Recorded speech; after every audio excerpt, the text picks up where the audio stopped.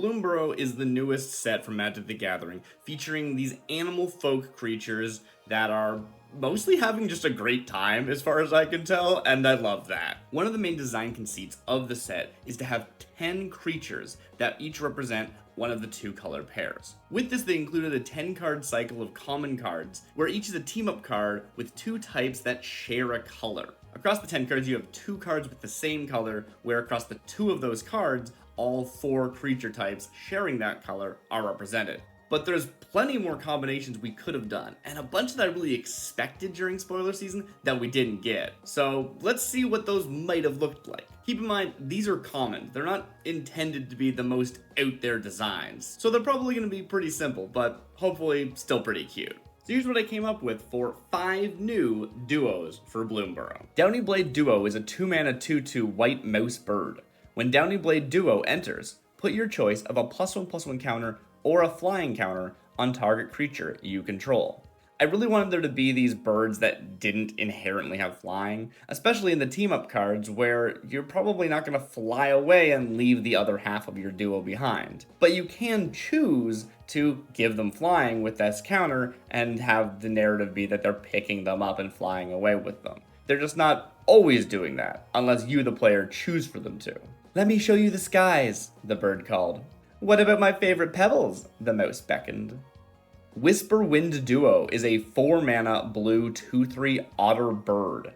Whenever you cast a non-creature spell, target creature you control gets +1/+1 and gains flying until end of turn. Another bird, I really doubled down on the birds more than I should have, but birds are one of those I really expected different combinations from the ones that we got, so I really wanted to get them in here. This kind of lets you give anything prowess, because of the way that it's pumping something based on non-creature spells. And once again, it does not inherently have flying, but it can gain flying or give something flying. And I still just think that's really fun. "Clouds silently approach," cooed the bird. "Then unleash their storm," chanted the otter. Starsight Duo is a 2-mana 1/1 black bat rat. It has tap, surveil 2, then you lose 2 life. Surveil is getting more and more common, and I was worried about the cost of this. It does seem like Wizards designers really value surveil, and this is a pretty powerful piece. It's not just surveil 1, which isn't that impactful. Surveil 2 is a big deal. So instead of losing you 1 life, it's losing you 2 here, which is more than bats care about. Usually bats just care about if you lost or gained life at all, but it is a nice way of just being able to guarantee that you get that life loss just by tapping. No additional cost required. It feels like a really useful tool to have in the common toolbox. "What do you see in the stars?" squeaked the rat. "Can you take the pain of knowing?" mused the bat. Stone Strike Duo is a 3-mana 3/2 red lizard mouse. It has Valiant. Whenever Stone Strike Duo becomes the target of a spell or ability you control for the first time each turn, it deals 1 damage to target opponent. Maybe not the most interesting payoff. The fact that the only mouse aspect here is that it's Valiant and that presumably you're going to have ways of targeting this in a mouse deck, it really is only helping out lizards. It's not like this is going to help you activate Valiant. So maybe that's a missed opportunity in the design. Again, throw another one," pleaded the mouse. "Bet you can't hit this over the fence," goaded the lizard.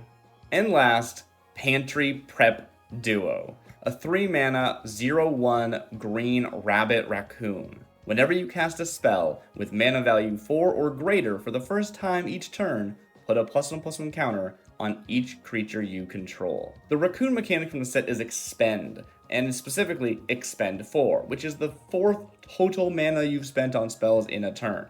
So this is not Expend, whereas you might think it should be.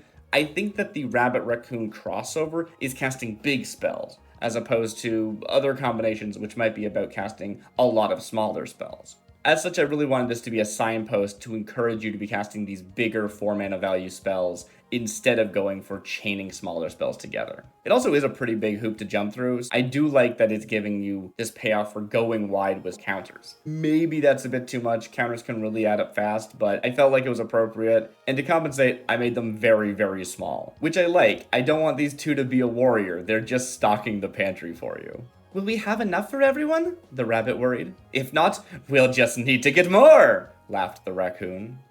And those are the 5 I have for today. If you want to see more, I'd be happy to do another set of 5. There are so many combinations of these. It was a blast to design these, despite how simple they were.